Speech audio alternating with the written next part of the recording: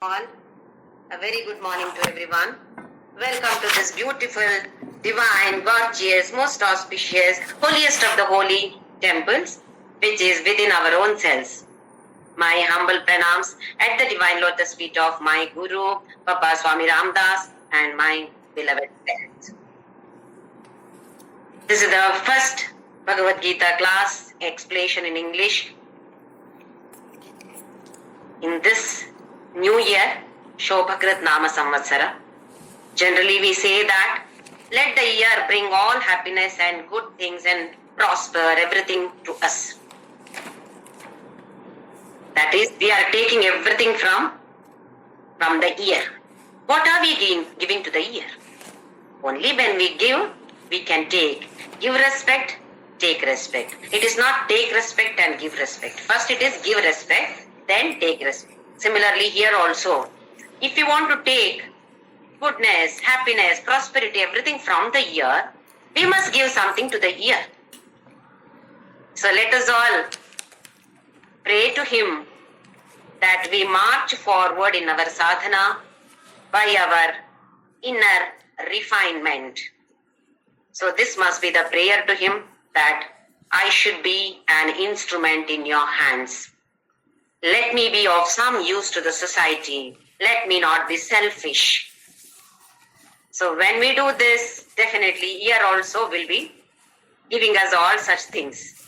So let us all together, we will march forward. Now from today onwards, we will be taking up Bhakti Yoga, the 12th chapter of Srimad Bhagavadgita. This is the chapter which is being taken by everybody initially. First, when we start with Bhagavad Gita, if you want to by heart or if you want to learn just to chant, people say you take up 12th chapter, Bhakti Yoga. Why? It is the shortest one. Rather, there are two chapters. This is one of them, which has got only 20 shlokas. Even though it is short chapter, it is a very, very significant chapter. This gives a comprehensive picture of the entire Vedic teaching. That is, it gives the essence of all the four Vedas. So we can call this as Veda Sara. Bhagavad Gita itself gives Veda Sara, but among the Bhagavad Gita, all the chapters, this is the important one which gives you the explanation of Vedasara. What is the essence of all the Vedas? We may not be able to learn Vedas or understand all these Vedas, but if we are able to understand this Bhakti Yoga and implement, then it is as good as learning all the Vedas. So why not we give it a try to understand this? In this particular chapter, Krishna beautifully explains what is Bhakti Yoga and what is the phala that you get. What is the phala of Bhakti Yoga? That is moksha. Here, Krishna divides this Bhakti Yoga into three categories. Generally, what we feel Bhakti Yoga means worshipping Saguna, Ishvara. Like what we daily do. Puja, Abhisheka, Archana, etc. We think that is Bhakti Yoga. Going to temples is Bhakti Yoga. Chanting His name is Bhakti Yoga. This is what we understand till now. Now, Krishna says that, or even the Vedas and the Upanishads do not talk much about Bhakti Yoga in the sense that it is not a particular sadhana. What the Vedas or the Upanishads say is, Bhakti Yoga is not a one particular sadhana. It is a range of sadhanas, range of the entire sadhanas put together. It is called as Bhakti Yoga. There are three categories: Karma Yoga, Upasana Yoga, and Jnana Yoga. Till now we were saying Karma Yoga, Bhakti Yoga, Jnana Yoga. Now we'll slowly modify this. Karma Yoga, Upasana Yoga and Jnana Yoga. All these three yogas put together is called as Bhakti Yoga. So it's a range of different sadhanas which culminate in moksha. The end of this Bhakti Yoga is, fruit of this Bhakti Yoga is mukti or moksha or liberation. Freedom from all kinds of raga, dvesha. No attachments. That is the fruit of Bhakti Yoga. I repeat that. Bhakti Yoga is not a particular sadhana, but range of all the sadhanas. It's a range, all put together it is called Bhakti Yoga. It consists of three categories: Karma Yoga, Upasana Yoga and Jnana Yoga. These are the three steps. Steps may be very high. When you go to very old temples, when we observe, the steps are very high. From one step to another step, there is a lot of gap. Nowadays, all of us have got knee problems. So we are not able to climb that step, or we struggle to climb these steps. Then what do we do? Or what does the temple authority do for this? They keep some other smaller steps over there at the corner, so that people who are not able to climb these high steps can move to that side and take the smaller steps and then climb. Similarly, here Karma Yoga, Upasana Yoga and Jnana Yoga are high level steps. So Krishna once again divides them into again categories. Karma Yoga is divided into 2 levels. Similarly, Upasana Yoga is divided into 2 levels. Jnana Yoga only 1. 2 levels of Karma Yoga, 2 levels of Upasana Yoga and 1 level of Jnana Yoga, all together 5 different levels. So Krishna in this particular chapter up to Shloka number 12 explains these 5 levels. He starts with the 5th level. Then, if you are not able to get to that level, come down. Come to the 4th level. Check. This is for self-analysis. Am I in this level? Am I in the 5th level, 4th level? It is up to us to analyze. We don't need certificates from anybody else. We don't need to analyze anyone else except ourselves. I have to analyze only myself. So Krishna starts with the 5th level. That is the highest level. Okay, Arjuna, you are not able to do this. No problem. Come to the 4th level. Check. What is this particular level? Are you able to do this? No.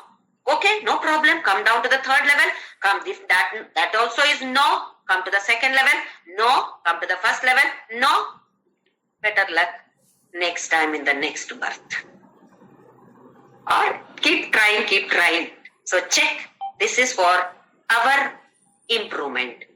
How much are we able to improve? Every day there must be analysis. So after understanding the meanings of these shlokas, we should be able to analyze and decide, where am I? Am I in this level? Oh, how do I move to the next higher level? Because our aim is beyond the 5th level, that is moksha. So let us see the different levels. Karma Yoga level 1. In this particular level, most of us come in this level. We are all selfishly doing the work. We perform all the work, do all the work, all actions, but selfish motive. Swartha. Sakama karma. The name of this particular level is Sakama karma. My kama, my desire. To fulfill my desire, and doing this work. Vedas or our Upanishads never say no to this. Vedas never say that we should desire for moksha initially itself. In the beginning itself, nobody can desire for moksha. When I am in the family, when I have got hundreds of difficult problems, hurdles in my life, terrible situations I am facing, will I be aspiring for moksha? I want to get out of this particular tough situation right now. That is what is important for me. Who is bothered about moksha? Isn't it? So when we have such tough situations to handle, we will not be definitely aspiring for moksha. We will be praying for, bring me out of the situation. That is sufficient now. So, Veda or Upanishads or Purana, not at all discouraging us. Do you want to do this for your own welfare? That is your own fulfillment of the desires? Come on, do it. Any work that you do for your own self with the swartha, with the selfish motive, also is okay, no problem, do it. Because Krishna says that Karma Yoga is a part of Bhakti Yoga. Karma Yoga cannot happen without a little bit of bhakti, devotion or love for God. At least all of us have a little bit of love for God. It may be selfish, but still we have a little bit of love. That is why all these are coming under Bhakti Yoga. Otherwise, Krishna wouldn't have put Karma Yoga in Bhakti Yoga. The first level is Sakama Karma. I'm constructing a temple. Purpose, I love God, but somebody told me, an astrologer told me, by looking at my horoscope, that your business will succeed if you construct a temple here. Isn't it a good job? It is. But the attitude behind that is, the motive is, my business should be successful.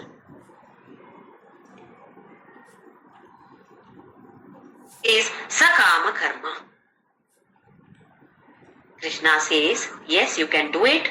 If possible, try to fulfill these two conditions. First one is, do it with some concepts of dharma, not illegally. Don't earn money illegally. Don't take bribes. Follow the dharma and do the work. No problem at all. Because when we earn money in a legitimate way and then do something good, even though it is selfish, mind slowly becomes purer and purer. That we have seen already in Karma Yoga. I may not be able to offer it to God, it may not be complete Karma Yoga, but still with the selfish motive I am doing that karma. How am I earning my money? Not by any illegal means. Legally I am earning. Our Puranas never say don't earn money. Earn as much as possible, yes. Green signal is given. But use it for others also. That we will see one of the qualities later in 13th chapter and 16th chapter. Daivasara Sampad Vibhaga Yoga. So here he says, earn legally. That is the first condition. Second condition is, after performing that karma, whatever result you get, try to accept it as Ishvara Prasada. This also we have already learned. One of the points of Karma Yoga. Accept everything as Ishvara Prasada. If you are able to do this, slowly the mind gets transformed. After a few years, the same businessman who has been doing a lot of work but with a selfish motive may slowly start thinking, What am I doing? For myself, how long will I do this? Somehow, even after constructing this temple, I am not satisfied. That means something else is there.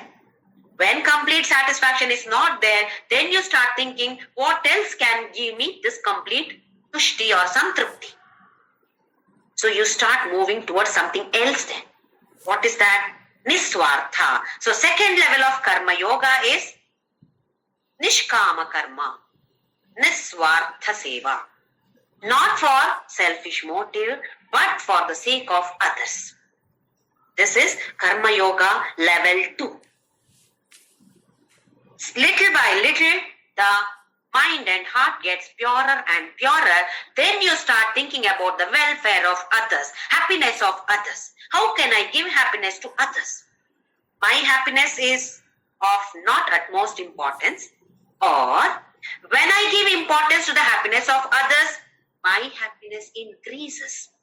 Slowly, such thoughts start arising because the mind is become purer and purer. Many times we think, charity. I don't have lots of money. How can I give money to others? Help others. Generally, the first thing that strikes is giving money is a help. Yes, that is one aspect of help. There are so many other ways in which we can help the society or poor people or some needy people. They may be rich by money, by wealth, but they may be stuck in some problem. In case we have some ideas, we can suggest, advise them, suggest them, or if they are facing some difficulties, try to help them in various ways. Just listen to them, listen to their problem. There are so many people who feel that I don't have anybody to talk to, with whom I can share. I don't have anybody. Just give them your ears. They feel relieved. Once the problem is shared with somebody, then half of the problem is gone from the mind. So we can listen to them.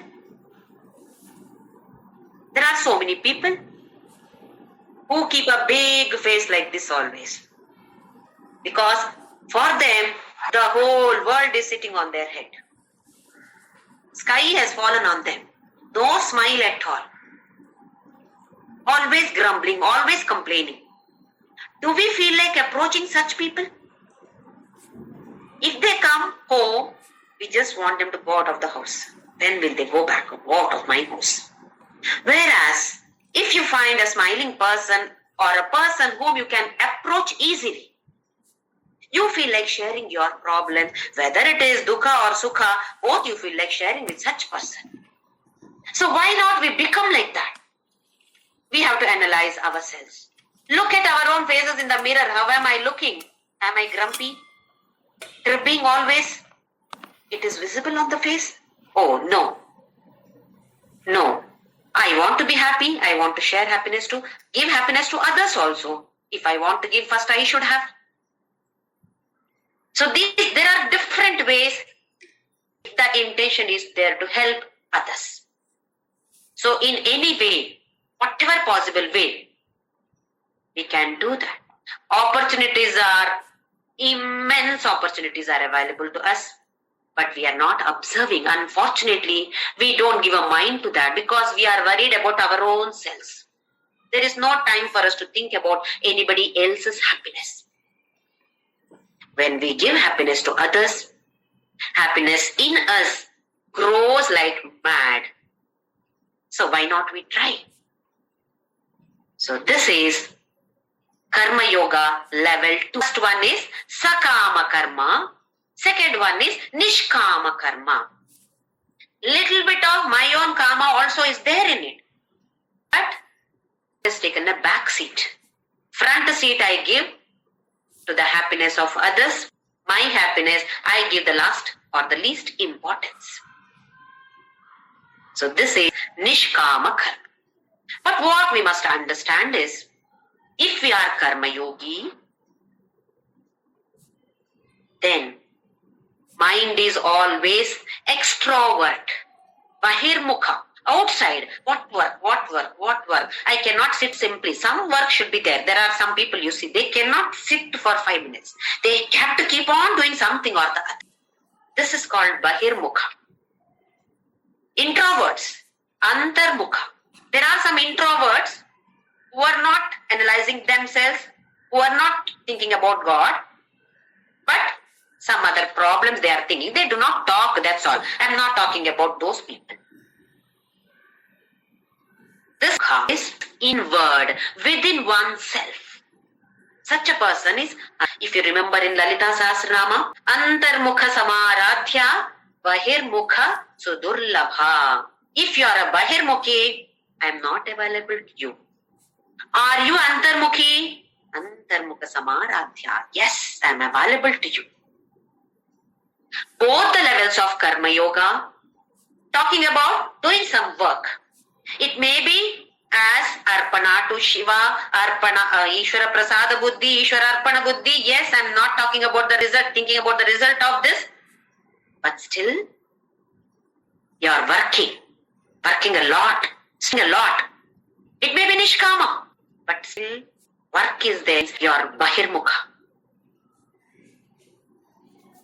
An extrovert misses this particular Parabrahma Tattva because he or she does not have time for it. Continuously busy doing something or the other, there is no time to think about this Nirguna Parabrahma. So there is no chance of moksha. I hope it is clear. Karma Yoga level 1 is Sakama Karma. Karma Yoga level 2 is Nishkama Karma. We will move on to the next level of Bhakti Yoga, that is Upasana Yoga level 1. Next is Upasana Yoga level 2. Both these levels of Upasana Yoga talk about Saguna Brahma Upasana. Saguna, with Guna, which means there is a Rupa, there is Akara, there is a name. Rupa, Akara, Nama, Guna, all these are there. That is Saguna Brahma Upasana. Like what we are doing. Krishna, Rama, Sai Baba, Dattatreya. Particular form is there, particular shape is there. Nama is there, Guna is there. We talk about Rama's Gunas. We glorified yesterday in all the bhajans his Gunas.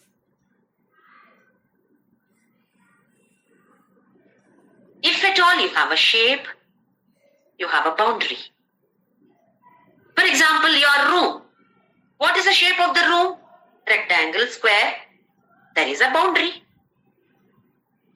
So the moment there is a shape, there is a boundary.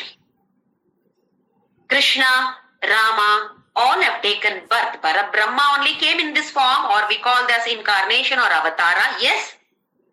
But there is a boundary. Rama was born. Rama died, or we say Rama has gone back. Is Rama available today? In that particular form right in front of us? We are in jhana, he may be seen. But otherwise, as we are existing today, Rama is not there, Krishna is not there. Why? Janma and Mrityu are guaranteed. Once you are born, death is guaranteed, whether it is Rama or Krishna. So there is a boundary. But we enjoy this. Singing its glories. How much of bliss was derived yesterday. So many messages to me yesterday. This session made my day. Made my Ramanavami. Why? Because so much of bliss that we derive by this Saguna Upasana. Both the levels are Saguna Upasana. Let us see what the difference is. In level 1, Ekarupi Ishvara Upasana. Only one. I have some of my friends here whose Ishta Devata is Krishna. the friends, yes, she is here today also, decorates Krishna, that is the idol or the statue. Every day she changes. There is a Radha. Beside Krishna, there is Radha. Radha is also beautifully decorated. And what divine joy is there in that? You get tears of joy, of course, while decorating, while singing for Krishna and Radhe. How much time is spent in this, you see? That is spent in a beautiful way. Not talking nonsense about others. That's what we generally do. Spend a lot of time talking nonsense about others, assuming so many things that this person must have done like this because of this only. We only assume things. If not talking, we think.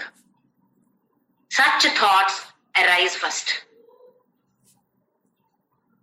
Instead of that, so beautifully my friend does this, and sometimes she keeps sending me those photographs also. And wonderfully done. How much of joy is there in this Saguna Upasana? This is Ekarupi Ishvara. The next level of Upasana Yoga is Anekarupi Ishvara, what we have seen Vishwarupa Darshana. Trying to see him in the whole universe, everywhere. See this object, oh, this is Krishna. That object, Krishna. This person, Krishna. That situation, Krishna. I think in one of the earlier classes, we decided that 5 or 10 minutes a day, we will keep thinking whatever we see, this is Krishna, this is Krishna, this is Krishna. At least for a couple of minutes, maybe 1 or 2 minutes also is okay. Washing vessels especially. Plate or vessel, Krishna. Soap, Krishna. That piece that I am using, Krishna. Tap, Krishna. Water, Krishna. Uncleaned vessel, Krishna. Cleaned vessel, Krishna. Dirt, Krishna. Everything is Krishna. Sink, Krishna. So like this, at least for a couple of minutes in a day, let us try to see that Krishna or our Ishta Devata in everything. So this is Aneka Rupi Ishvara. When we do this Saguna Upasana, sometimes we get so involved that even in the dream we get that. Not only dream, there are so many people who close their eyes and they say that they are able to listen to that, the sound of the flute. Krishna is playing flute. Because so much of devotion for Krishna is there that flute sound is also audible to them. Is it audible to us? We are drowned in the sounds of the world. Dar here and some music, this and that, and some people talking. Our mind is focused on all these worldly noise. Such people, for them, isn't the world there? The same world is there for them also. Same noise is for them also. But the focus on Krishna is so much that they are able to listen to the flute of Krishna also.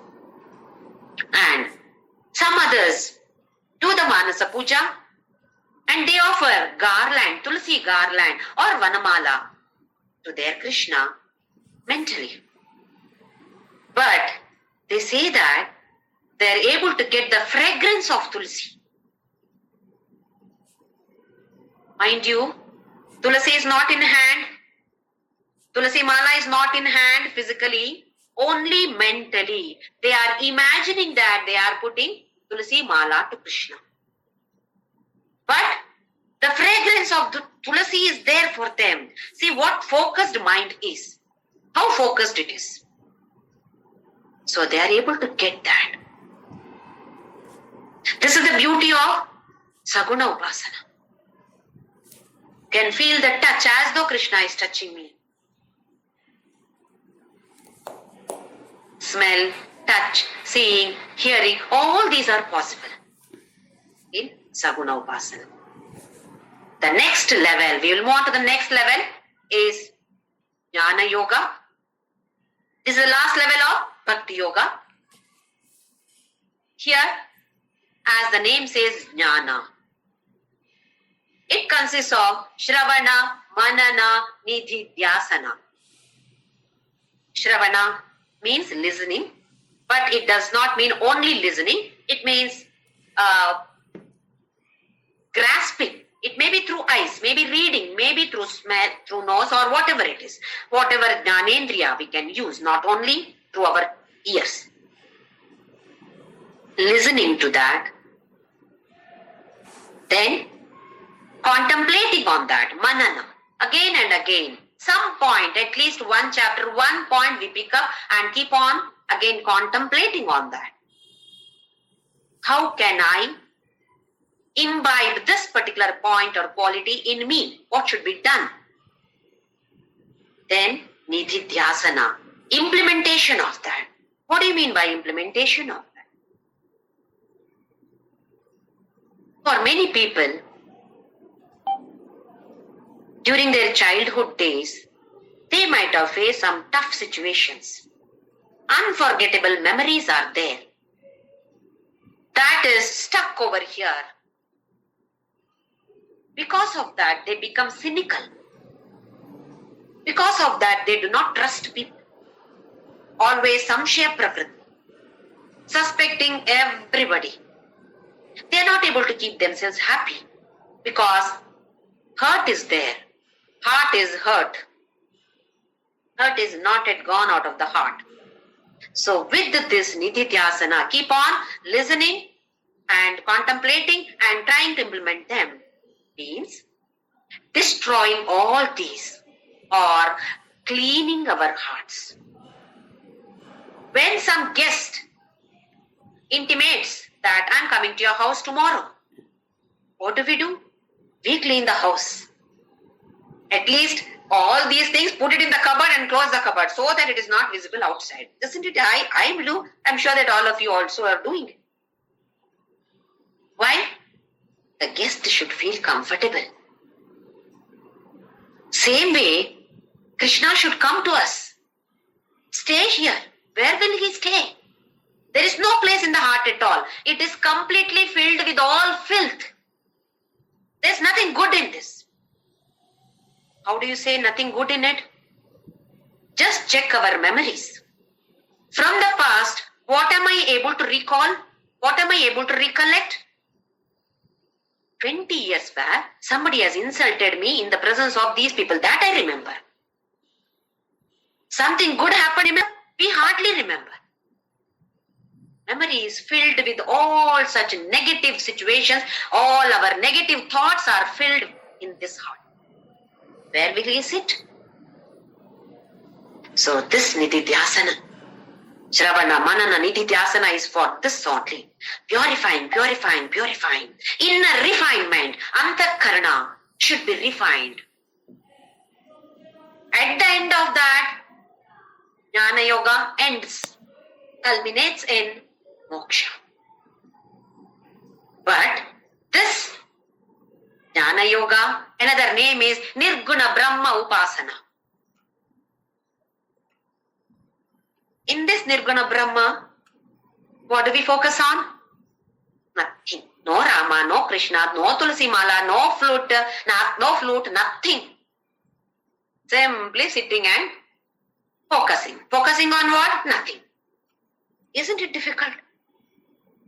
Because we enjoy so much decorating Krishna, Radhe, singing his glories, getting the smell of that Tulsi. Wow, what joy is there. Hey, this Nirguna Brahma Dhyana, if you are a foodie, you will enjoy if there is good amount of salt, good amount of khara, spice, and good amount of sourness. Some tamarind or something should be there, isn't it?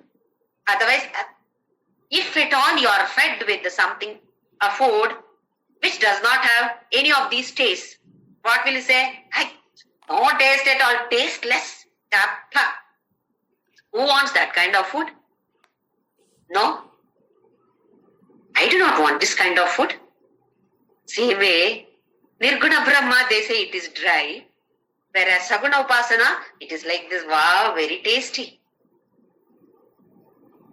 How long will we enjoy this taste?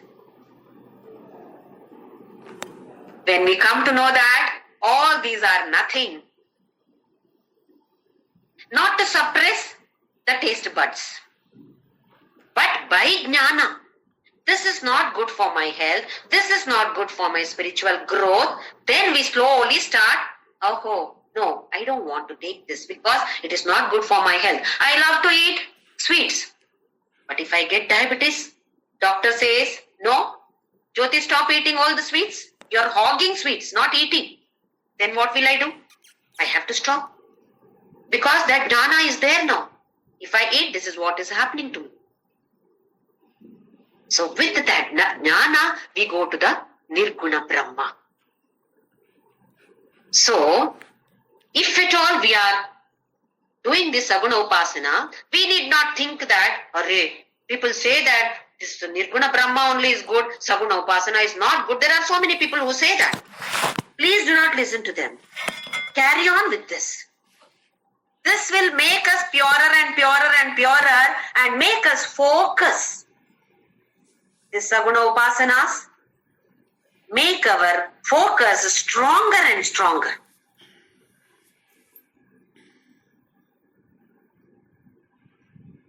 If a child is born, if there is a child in your house, assume that the child has become 3 years old. Will you send the child to PhD classes? Or you yourself decide that the child has to go to LKG, UKG, first standard and so on. Gradually the child learns. And when you go to the 10th standard, do you think that, LKG, UKG, all these are waste? Do you think so? Because what you have learned, how to write A, B, C, D are useful to me even today. So can I say that LKG, UKG was waste? Never. First standard, you learn something, multiplication or addition you learn in first standard, which is useful even today. So we can never say that these are waste. Similarly, Karma Yoga level 1, Karma Yoga level 2, Upasana Yoga level 1, Upasana Yoga level 2 and Jnana Yoga only 1 level. All these are 100% needed for us if you want moksha. If you do not want moksha, you can get stagnated wherever you want. But if you want, our goal is moksha, then definitely all these are necessary. This is what Krishna says. This is what our Vedas say. This is what our Upanishads say and all our Puranas say. The goal need not be moksha in the beginning stage itself. But as we grow further, it changes. Like when we were children, our aim was to get one balloon, one toy. Then it changed, a beautiful dress. Then a cycle. Different desires, isn't it? Similarly, when you are in this level, desire is something else. Goal is something else. As the mind becomes purer and purer, the goal keeps on changing.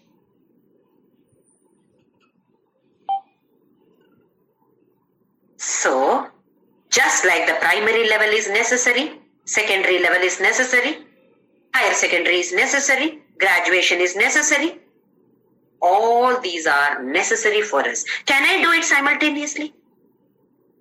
I want to go to primary class and graduation class simultaneously. Is it possible? No. You have to pass this and then only go to the next stage. Same thing here also.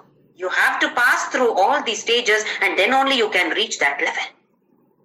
Cannot be done simultaneously. So here in this particular chapter, we are going to learn all the different levels of Bhakti Yoga. Bhakti Yoga is not one particular sadhana, but range of the sadhanas which culminate in moksha. So let us start with our shlokas. Om Shri Krishna Parabrahmane Namaha. Atha Srimad Bhagavadgita Dvadashodhyayah Bhakti Yogaha Arjuna Uvacha Evam Satata Yuktaye Bhaktastvam Pariyupasate Ye Chapyaksharam Avyaktam Tesham Ke Yoga Vittamaha. Arjuna gets it out now. Having listened to Vishwarupa Darshana Yoga, he is getting a doubt. Anytime any one of us get the doubt, it must be cleared. Only then we can progress further. Otherwise we get stuck there. And our Sanatana Dharma always encouraged the students to come out with the doubts. All the dharmas are not like that. They don't encourage questions. Sanatana Dharma only encourages questions. So here Arjuna is asking the question without any hesitation. Evam satata yuktaye bhaktastvam paripasate. This question is, some bhaktas, some devotees go for saguna aradhana. The first line is about saguna aradhana. Satata yuktaye. With complete 100% devotion, they worship you. That is saguna upasana or nirguna upasana. Echapi aksharam avyaktam. There are some other people or a category of people who worship akshara. Kshara is destruction. Akshara is one who does not have any destruction. Avyaktam. Now we know this. Vyakta means visible or for the jnanendriyas can grasp it. May not be visible, but here something like this. One of the jnanendriyas can grasp it. That we call it as vyakta. Avyakta, it is beyond the grasping of jnanendriyas. Not visible, not existing here. Like how we say, butter is there in the milk in the avyakta form. Not visible. Butter is not visible in the milk. Later when we make curd and then we can get butter out of it. Right? We know what the process is. Initially it is not visible. Same way, he is talking about Parabrahma. He is Akshara, he is Avyakta. There are some people, devotees, who worship you in this form. That is, no form or formless. So his question is, who is better among these two categories? The first category is Saguna Upasana. Second one is Nirguna Upasana. Among these devotees, Yoga Vittama, who? Who is better? The next shloka, Krishna answers that question. Many times, in our childhood days, we also must have come across some doubts like this, but hesitated to ask the teacher because the teacher may say, "Hey, shut up, such a silly question. Didn't you understand this much also?" Or some of my friends may think, "Hey, she does not know this also." We are worried about that. Our ego comes forward there and says, "Jyoti, don't ask the question. They may say like this about you." But Arjuna, without any hesitation, asked, and Krishna, the best teacher, Jagadguru, does not want to tell Arjuna, "What is this your question? This type of question you're asking me?" He never says that. He answers beautifully. Why did I say, what is this question? Don't we also have this doubt? This is a beautiful example. Assume that you have visited my house. So after discussing something for some time, then I ask you, do you want coffee or do you want cup? Look at me like this. What did you ask? Do you want coffee or do you want cup? Jyoti, this one is wrong. I can ask, do you want coffee or tea or buttermilk or juice or Horlicks? Why? They are similar. They are different, but they are similar. Whereas coffee and cup, they are not similar. So the question is wrong. Another example. Will you wear sari or blouse? What will you say? Something is wrong with Jyoti. She is asking whether you will wear sari or blouse. We need to wear both. There may be people who don't wear blouse, that is different. But for us, I am telling, we need to wear both, isn't it? Both are needed here. So, the question that is asked by Arjuna is a wrong question. Why does he say that? Rather, why is it explained in this way? Let us see now. Second shloka. Shri Bhagavan Uvacha Maya Veshya Mano Yema Nitya Yukta Upasate Shraddhaya Parayopetaha Te Me Yukta Tamamataha. Krishna, childhood also he was very mischievous. Now also he is very mischievous. He gives answers mischievously. So here he says, Maya Aveshya Mano Yema Nitya Yukta Upasate. Mai Aveshya. Whoever is focusing on me, Manas should be focused on me. Nitya Yukta Upasate. Thinking about me, they are worshipping me. How are we worshipping?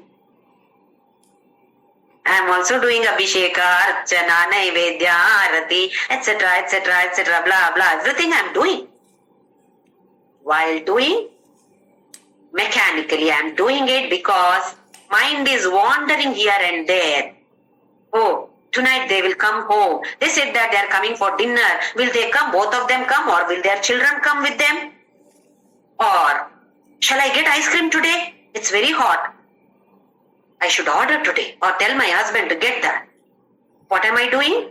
I am doing Abhisheka, Arati, Naivedya, blah, blah, I am doing. But the mind wandering like a street dog.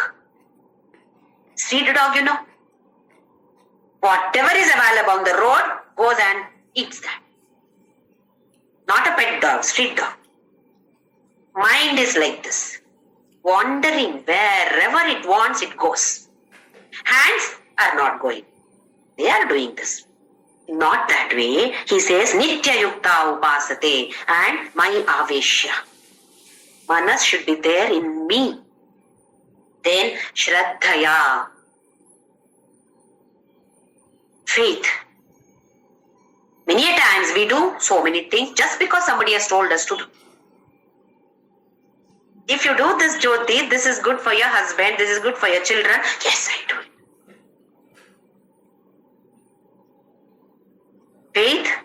Faith may not be there because somebody has told I am doing. If faith is there, mind also will be there. When faith is not there, mind will not be there. Mind will be wandering. So Krishna stresses on this particular point in many shlokas. We come across this Shraddhaya. It has to be performed with greatest faith. Complete trust in him. If I sit in, I trust the driver. Train, don't we trust that driver? Can we not trust him? He will carry us. So Shraddhaya Parayopetaha, endowed with Shraddha, Te Me Yukta Tamamataha. In my opinion, such a devotee is Shrestha, is the greatest. So we can be very happy. Krishna says that what I am doing is right. I am the greatest. Isn't it? Let us move on to the next, third and fourth shlokas. I may be able to complete only one among them, but let me chant both. Etvaksharamanirdeshyam avyaktam paryupasate sarvatra gamachintyam cha utasthamachalam dhruvam samniyamyendriyagramam sarvatra samabuddhayaha te prapnuvanti mameva sarvabhutahite rataha. Now with the next shloka, he says that the one who meditates on Nirguna Brahma attains me. See the mischievous answer in the previous shloka? He is the greatest. Who is the greatest? Saguna Upasaka is the greatest. Nirguna Upasaka attains me. Isn't it mischievous? Yaha, first one is Yaha, Ye, to Aksharam. Aksharam we have seen just now. No destruction at all. Anirdeshyam. Cannot be described. When describe anyone, anything or anybody? When that person has a particular rupa, nama, guna, I can describe. She is like this, he is like this, fair, long hair, nice dress, pink dress, red dress, etc. We can describe. When something is finite, when something has a particular shape or name or qualities, etc., I can describe. Nirguna Brahma, how can we describe? What is there? Nothing is there. How to describe that nothing? That is why anirdeshyam, aprameya, anirdeshya cannot be described in words at all. When we describe, we will say that it is like this, like that. Finite things we can compare. Infinite, we cannot compare at all. We don't know what it is. So anirdeshyam, avyaktam. Just now we have seen this, avyakta. Paryupasate. Whoever does this? Sarvatragam. All pervading. Everywhere. Sarvavyapi. We have seen this many times. Once again, let us just see this. We say air is everywhere. Air moves. In vacuum, there is no air. So we cannot say air is sarvatraka. But here, this Nirguna Brahma, everywhere. He is everywhere. There is no place where Nirguna Brahma is not there. Something similar to space. Not exactly similar because we cannot compare it. Space. Space. Akasha does not mean only the sky. That is one aspect of, one meaning of sky or ether or Akasha. Not only the blue sky is Akasha. Everything. Space. Exact name is space for it. Even in vacuum, space is there. How space is there in every place. He is also Sarvaga, Sarvavyapi. Then Achintya cannot be imagined also. What can we imagine? What we have seen, something similar we can imagine. This is Avyakta, cannot be seen at all. So what do you imagine? Cannot be imagined at all. Next one is Kutastham. Kutastha has got some different meanings. One is where the one which does not have any changes, no transformations at all. We have transformations, we change. We undergo a lot of changes. Initially, we exist, asti, we exist. How? Not in any body form, just like that. In the Avyakta form, we existed. Then we take birth. Then we grow. Are we continuously growing? No. Up to a certain level, we grow. Then, what happens? We keep on changing. We become fat, we become thin. Changes are there, but not growth. Then the body starts declining. Kshina, mind and body become weaker and weaker. Then one day vinashyati, we die. So 6 different transformations are there for us. The one which does not have any transformation is called Kutastha. He is the one who does not have any transformation. When he came as a body, there was transformation. Krishna was born, he grew, etc. All the transformation took place for Krishna also as Saguna, as body. Nirguna Krishna? No. Another meaning for Kutastha is unwill. Goldsmiths, ironsmiths use this. They keep something as the base. On that, they keep either gold or whatever it is, some metal, and then hit on that and get into the particular shape. Today we may be using machines. Earlier days it was only with the hand that they were doing. So what is kept as a base is called as Kutastha. To give another example, we have this movie theaters. White wall is there. On that the movie is screened. Movie is shown on that. That white wall as a base does not move at all. It is simply there. On that this movement is taking place. The movie movements are taking place on the base which is not moving at all. So he is like this. Within us also he is there. Because of that, we are able to remember childhood days I was like this. Now I am like this. If both the base and this is moving, we would not have been able to remember any of this. Imagine that white wall is also moving and the movie is also moving. Both are moving. We will not be able to understand the movie at all. So this is what is Kutastha, the base. One is the one who does not undergo any changes or any transformations. And the other one is as a base or adhara. Next one is achala. No movement at all. Space. This particular space here, is it moving? Space is not moving at all. You go to that place, that space is the space of that place. It is not movement of this space to that space, isn't it?